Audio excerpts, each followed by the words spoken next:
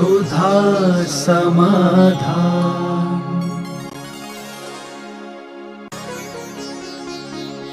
नमोस्तु गुरुदेव। जब अच्छे कर्मों से सब मिल ही जाता है तो फिर भगवान की पूजा की क्या जरूरत? ऐसी बात नहीं है। भगवान आदि पूजा पाठ से कर्मों की उधीड़ना होती है। कर्मों ही से सब कुछ हो रहा है तो फिर काय को रोटी खा रहे हो? कर्म से जिंदा रहेंगे, कर्म से मर जाएंगे, रोटी खाने की क्या जरूरत हो? बीमार होने पर दवाई क्यों खाना है? क्योंकि कर्म से बीमारी आई है और कर्म से बीमारी चली जाएगी, दवाइयों की क्या जरूरत पड़ी? तो ऐसा नहीं है। कर्म का उदय है, ठीक है, लेकिन औषधि से कर्म के उदय को शमन किया जाता है, रोका भी जाता है, नष्ट भी किया जाता है। फल जब भी मिलेगा कर्म के उदय से मिलेगा, लेकिन कर्म का उदय फल दे ही पाएगा ऐसी बात नहीं है। यदि हमारी भक्ति में प्रबलता है तो कर्म फल नहीं दे पाएगा, प्रमुख से गिर जाएगा। अथवा जैसे बीमारी आई थी, कर्म के रूप में वो 10 दिन ठहरती, लेकिन दवाई लेने से वो 2 दिन में चली गई। तो 2 दिन जाने पर जो 8 दिन बचे, ये किससे हुए बच? 10 दिन वो तकलीफ में रहता, लेकिन 2 दिन में वो तकलीफ दूर हो गई। ये किस कारण हुई? बस ऐसे ही कर्मों के उदय से हम भक्ति करते हैं तो वह क्षय भी प्राप्त हो सकता है, अथवा 10 दिन की बीमारी आई है और यदि हम अच्छी भक्ति करें, मैना सुंदरी जैसा सिद्ध चक्र मंडल विधान करें, तो वह बीमारी जो जिंदगी भर ठहरने वाली थी वो 8 दिन में भी ठीक हो सकती है। ये अतिशय होता है। नमोस्तु गुरुदेव। जयपुर के श्रमण संस्कृति शिक्षा संस्थान की तरह ही बुंदेलखंड में ऐसा श्रमण संस्कृति शिक्षा संस्थान कब स्थापित होगा? संस्थान की स्थापना के लिए द्रव्य क्षेत्र काल भाव सब चाहिए, अकेली भावना ही नहीं चाहिए। चलाने वालों का भी बहुत बड़ी अनुकूलता चाहिए। दूसरा, क्षेत्र भी वैसा हो। आज यहाँ जो बने हुए हैं वे ही यहाँ बंद हो रहे हैं, वो ही यहाँ सही नहीं चल पा रहे हैं।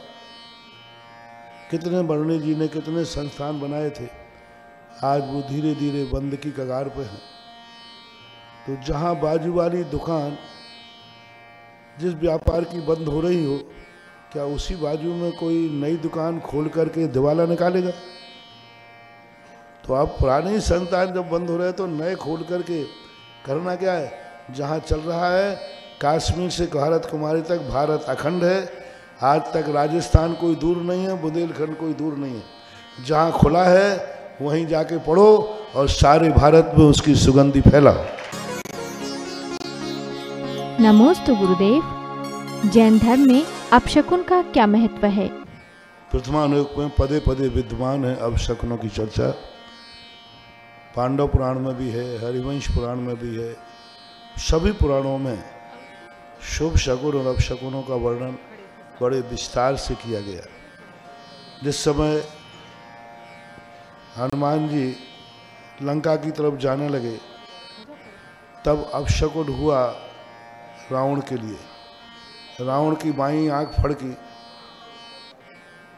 और बाईं आंख फड़की, और सीता की भी बाईं आंख फड़की। तो सीता के लिए तो शुभ शकुन था और रावण के लिए अशुभ था। पुरुष की बाईं आंख अशुभ होती है, स्त्री की बाईं आंख शुभ होती है। फड़कती है ना, कई बार पलक फड़कते ही। तो उस समय उन्होंने संकेत किया है कि ऐसे उल्लेख मिलते हैं।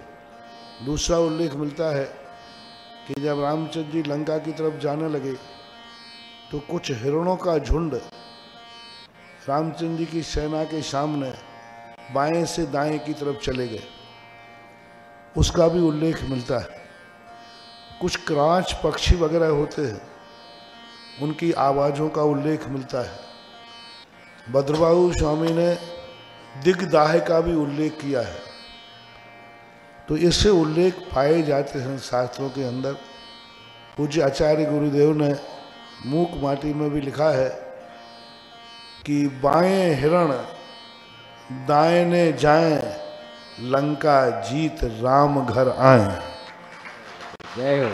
यानी जब जा रहे हो हिरण का झुंड बाएं से दाएं की तरफ चला जाए तो लंका जीत राम घर आए, और दाएं से बाएं चला जाए तो हार जाता है, ऐसा उल्लेख होता है। नमोस्तु गुरुदेव। जब आचार्य श्री ने आपको पहली बार उपदेश देने के लिए बोला था तब आप इतना ही धारा प्रवाह बोले थे जितना कि आज बोलते हैं? मुझे प्रवचन भी ऐसे ही आकस्मिक मिला था, ना कोई तैयारी थी ना कुछ थी। आचार्य श्री ने कह दिया, अब जाना पड़ा तो सहज भाव से आ जाता है। पहला प्रवचन हुआ था हमारा सन 1980 में, नैनागिर से बिहार करके शाहेगढ़ में जी। उसके बाद फिर हमारे आचार्य श्री पहले से तो कुछ बोलते नहीं, अनायास बोल देते हैं, और वो संस्मरण में कई बार एक दो बार सुना चुका हूँ। अभी सुनाने में टाइम ज़्यादा लग जाएगा। हाँ, संस्मरण, क्योंकि संस्मरण तो संस्मरण होता है, लेकिन हाँ ये बात जरूर है कि आचार्य श्री कई बार आकस्मिक बोल देते हैं, बोलना पड़ता है, अपना क्या जाता है। जिन्होंने कहा है उन्हीं का नाम लेके बोल देते हैं। बिगड़ जाए तो वो जाने और बन जाए तो वो जाने। अब हमने तो आचार्य से एक बार कहा, आचार्य जी पहले से तो कहा करो, अब आप पहले से नहीं कहते हो तो हम तो आपके नाम से बोलेंगे। अच्छा हो गया तो आपके हो गए, अब जयकार हो, बिगड़ गया तो ये है अच्छे मन से, अच्छी भावना से। हमारे गुरुजी शाह कहते हैं, प्रवचन के लिए कभी पढ़ना नहीं, प्रवचन के लिए कभी पढ़ना नहीं, जो पढ़ा है उसी में से प्रवचन देना। प्रवचन के लिए चिंतन करना नहीं, जो चिंतन किया है उसी में से प्रवचन देना। ये मैं उपदेश के लिए सोच रहा हूं, ऐसा कभी नहीं सोचना। जो अपने लिए सोचा है और श्रावक आ जाए तो उसी में से दे। प्रवेश करते बहुत चौड़ा रास्ता था, सामने मैदान था, लेकिन अब मैं सुबह आया तो इसी गेट से आया, आहार को गया तो इसी गेट से गया। अभी जब जिज्ञासा में बैठा तो मैंने कहा ये मोटरसाइकिल यहाँ कहाँ से आ रहे हैं। अब फिर मैं जब से गौर से देखता, अरे मेन गेट तो ये है। तो मैंने छुट्टा जी कहा कि अपन इस गेट से आए तो मेन गेट है, उसी गेट के अनुसार मेरे में नक्शा बना हुआ है। अब इस गेट का नक्शा था ही नहीं तो मैं क्या करूं, मेन गेट यही है ना। हाँ, इधर से आते फिर पूरा ध्यान आ गया। अब मैं पूरे मंदिर के एक एक नंबर बता सकता हूँ। वहाँ से मेरे 5 नंबर मंदिर में बैठता था उस तरफ, और आचार्य श्री बैठते थे लास्ट मंदिर में, और उसके मंदिर के बाजू में एक रथ गृह बना हुआ है, रथ रखा जाता था यहाँ का रथ, और रथ के बाजू में एक गेट लगा है उधर पीछे जाने का। अब वो कहाँ लगा है वो अब आप ढूंढ लेना। तो ये स्थिति बन जाती है अपने आप में। क्षेत्र में यदि कुछ नहीं होता तो आज अनायास वो मुझे यहाँ नहीं बुलाता कि यही सब काफ़ी है। क्षेत्र तो क्षेत्र ही होते हैं। इतने बड़े मंदिरों को ये क्षेत्र संभाले हुए सैकड़ों सालों से, तो अपने आप में उस माटी में कोई ना कोई दम तो है ही। नमोस्तु गुरुदेव। ज्यादातर लोग देव पूजा और गुरु पूजा के बाद जिनवाणी तबले ही छोड़ देते हैं, ऐसा उसका मूल कारण है जिनवाणी कोई वस्तु नहीं है, जिनवाणी कोई पदार्थ नहीं है, जिनवाणी कोई द्रव्य नहीं है। देव और गुरु से मुकली हुई वाणी को ही जिनवाणी कहते हैं। तो जहाँ देव की स्थिति होती है वहाँ जिनवाणी, जिनवाणी एक पर्याय है, जिनवाणी एक शब्द है। देव शब्द नहीं है, देव एक वस्तु है, एक द्रव्य है, एक स्वय चतुष्टय है उसका। जिनवाणी कोई स्वतंत्र चीज नहीं है, भगवान के मुख से निकले हुए शब्द जिनवाणी है। आराताई परंपरा से आए हुए गुरुओं के मुख से निकले हुए शब्द को जिनवाणी कहते हैं। लेकिन गुरु एक द्रव्य है, एक शक्ति है, अनंत गुणों का पिंड है, अनंत ज्ञान दर्शनधारी है। देव भी अनंत चतुष्टय के धनी हैं, लेकिन जिनवाणी अनंत चतुष्टय के धनी वो तो एक पुद्गल की पर्याय है, एक शब्द है पुद्गल की। इसलिए सद्दो नानम हवदी आदि कह करके इसलिए जिनवाणी का मंदिर नहीं बनाया जाता अपने, जिनवाणी की वेदी की स्थापना नहीं होती अपने यहाँ, जिनवाणी की कोई अलग से स्थापित नहीं होता है, न जिनवाणी की कोई प्रतिष्ठा है, न जिनवाणी की कोई स्थापना है, न जिनवाणी का कोई मंदिर बनाया जाता है। उसका मूल कारण होता है कि देव और गुरु की विचारों की परिणति का नाम जिनवाणी होता है, जिनेंद्र भगवान की वाणी। तो जो जिनेंद्र देव को मान रहा है वो जिनवाणी को मान रहा है, ये मानना चाहिए। और पूजा की किताब में सब कुछ जिनवाणी तो भरा है, तत्व भरा है। कल्पद्रुम मंडल विधान पढ़ोगे और शास्त्र में पढ़ोगे तो साथ में समूषण की महिमा भी है, और पूजा करते हुए उस समूषण की महिमा गा रहा है। तो शास्त्रों में जब समूषण की महिमा लिखी है उसको पढ़ रहा है तो वो तो थ्योरी है, और जब कल्पद्रुम महामंडल विधान कर रहा है तो वो जिनवाणी का प्रैक्टिकल है। वहाँ कह रहा है कि ऐसी जो मानस स्तंभ होता है, यहाँ कह रहा है ऐसे मानस स्तंभ को हम अर्घ चढ़ाते। तो वास्तविक रूप से इस कारण से ये कि जिनवाणी पूजा में अपने आप जितनी पूजाएं हैं जिनवाणी है। जैसे गुरु महाराज है, शास्त्रों में लिखा है हम स्वाध्याय कर रहे 4 हाथ देख के चलना चाहिए, यही लिखा ना। और उसी समय मुनिराज 4 हाथ देख के चल रहे हैं, वहाँ पढ़ रहे हैं और यहाँ चल रहे हैं। तो प्रैक्टिकल कौन हुआ? तो ये जिनवाणी का ही तो पालन हुआ।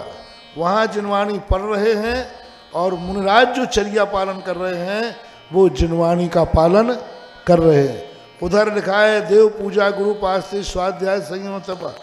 शास्त्र में लिखा है कि देव पूजा करो, ये स्वाध्याय लिखा है। और एक देव पूजा कर रहा है, वो पढ़ रहा है, और ये प्रैक्टिकल है। वहाँ कहा गुरु पास्ती, वहाँ लिखा है गुरुओं की उपासना करो। तो वो पढ़ रहा है और एक मुनिराज को चौके में पड़गा के नवदा भक्ति से आहार, तो नवदा भक्ति से आहार दे रहा है। वो प्रैक्टिकल जिनवाणी का ही प्रैक्टिकल है। वहाँ आज्ञा दी जा रही है और यहाँ आज्ञा का पालन कर रहा है। तो जितने भी पूजाएं हैं, जितने भी गुरु क्रियाएं हैं, ये जिनवाणी का ही पालन होने से उसके प्रति उतना बहुमान नहीं हो पाता। क्योंकि जैन दर्शन थ्योरी से ज़्यादा प्रैक्टिकल पर विश्वास करता है। एक नमोकार मंत्र उसमें लिखा है और एक नमोकार मंत्र की माला फेर रहा है। ये है। रही बात अब जिनवाणी की पूजा आदि की किताबों की, उनका विनय करना चाहिए। आपने इस ढंग से पूछा कि देव गुरु की तो पूजा खूब होती, तो ये आपका प्रश्न गलत था। आप ये पूछते जिनवाणी का क्या सम्मान होना चाहिए, तो फिर मैं अलग जवाब देता। हमें समाधान 2 प्रकार से करना पड़ते, एक आगम की चर्या, दूसरा भक्तों की क्रिया, और एक प्रश्न का जवाब। तो हमें यहाँ आगम की और भक्तों की चर्या की रक्षा करना है आपके प्रश्न से। कहीं ऐसा ना हो जाए कल से ये लोग, जैसे एक वर्ग हुआ था, इसी का तो दुष्परिणाम हुआ था कि लोगों ने पूजा करना छोड़ दी, मुनियों को आहार देना छोड़ दिया। उन्होंने कहा स्वाध्याय परमो तपा। दिन में 4-4 बार स्वाध्याय करेंगे, लेकिन एक बार भी भगवान का अभिषेक पूजन नहीं करेंगे। इसी धारणा का परिणाम था कि लोगों ने मंदिरों में पूजा करना बंद कर दी, अभिषेक करना बंद कर दिया, ये क्रियाएं लगने लगी। नहीं, जिनवाणी का ये प्रैक्टिकल है, ये क्रियाएं। फिर अब जिनवाणी की किताब की कीमत है, उसको उच्चासन पर रखना चाहिए, उसको अलमारी में विराजमान करना चाहिए, सम्मान करना चाहिए और स्वाध्याय भी करना चाहिए। नमोस्तु गुरुदेव। चरम शरीरी मनुष्य अपने जीवन में कितना पाप कर सकता है? पाप की कोई सीमा नहीं होती। एक समय में व्यक्ति इतना बड़ा पाप कर सकता है कि वो 70 कोड़ा कोड़ी सागर वर्ष तक उस पाप का फल मिल सकता है। एक व्यक्ति ऐसे पाप कर सकता है 30 कोड़ा कोड़ी सागर वर्ष तक दुखी रह सकता है। एक व्यक्ति ऐसे दूसरों की निंदा करके पाप कर सकता है कि वह 20 कोड़ा कोड़ी सागर वर्ष तक नीच गोत्री हो सकता है। 20 कोड़ा कोड़ी सागर वर्ष तक नीच गोत्री हो सकता है एक समय में की हुई किसी की निंदा। इसी प्रकार ज्ञानावरणी आदि का बंध की इसलिए कोई नहीं, कितनी सीमा है, परिणामों पर आश्रित। नमोस्तु गुरुदेव। आसान से आसान काम को चिंता मुश्किल बना देती है और मुश्किल से मुश्किल काम को चिंतन आसान बना देता है। ऐसा कैसे होता है? क्योंकि चिंता जब आ जाती है तब व्यक्ति को चिंता अपनी कमजोरी पर आती है, अपने गलत पर आती है।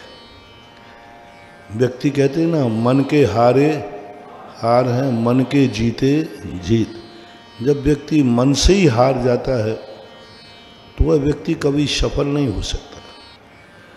अपने मन को कभी नहीं हार न देना। कितने भी हार, सही में भी हार हो जाए तो मन से एक ही बात कहना कि हार नहीं हुई है, अगली बार जीतने की तैयारी का मौका मिला है। हार नहीं, हमें तैयारी करने का मौका मिला है। अभी इस बार हम इतने तैयार नहीं थे तो हार कह रही है कि अगली बार अच्छी तैयार करके आओ ना। अच्छे विद्यार्थी जो होते हैं वे जब किसी स्कूल में 33 नंबर से या 50 नंबर से पास होते हैं तो वे अपने आप को पास नहीं मानते, उसी क्लास में दोबारा पढ़ते हैं। भाई तुम तो पास हो गए 33 नंबर, बोले क्या करूँगा 33 नंबर लेके। एक नंबर भी कम पाने के लिए, कम हो जाने पर एक नंबर ज़्यादा पाने के लिए व्यक्ति, अच्छे पढ़ने वाले विद्यार्थी एक साल खराब कर देते हैं।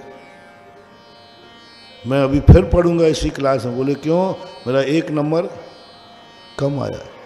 जब एक नंबर कम के लिए व्यक्ति दोबारा उस क्लास में पढ़ सकता है तो तुम तो फेल हुए हो, तो ये मानो ना कि हम फेल नहीं हुए हैं, अगली साल अच्छे नंबर लाने का हमें मौका मिला है। हर चीज़ में आप यदि कोई व्यापार में ठोकर खाई है, कोई बात नहीं, हमें जगाने के लिए मौका मिला है। हम थोड़े अंधे हो गए थे, यदवा तदवा व्यापार करने लगे थे तो कर्म ने थोड़ा धोखा देकर कहा जाग के करो, होश में करो। तो हर चीज़ को वो तो अपने ऊपर है। अपन विपत्ति को क्या मानते हैं। विपत्ति आने पर चिंता मत करो, चिंतन करो। चिंतन करने से विपत्ति को दूर करने के रास्ते निकलेंगे। विपत्ति दूर होगी और चिंता में डाल दोगे तो फिर तो अच्छे अच्छे, चिंता एक ऐसी चीज है जो सब कुछ भस्म कर देती है। सुधा समाधान